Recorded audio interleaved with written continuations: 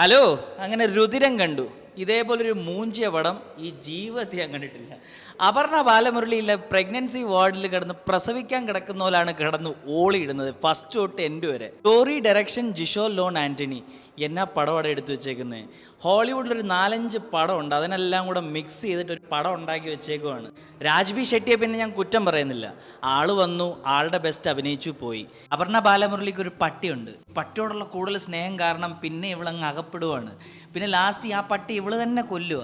അപർണ ബാലമുരളിക്ക് എന്ന് തൊട്ട് national award കിട്ടിയോ അതിനുശേഷം ഇവളങ്ങ് അഭിനയിച്ച് തള്ളാൻ നോക്കുക. സത്യം പറയാമല്ലോ, കിടന്നും ഇരുന്നും കാറിയൊക്കെ അഭിനയിക്കാൻ നോക്കിയിട്ടുണ്ട്. പക്ഷെ പക്കാ ബോറെന്ന് പറയാമല്ലോ, പക്കാ ബോർ.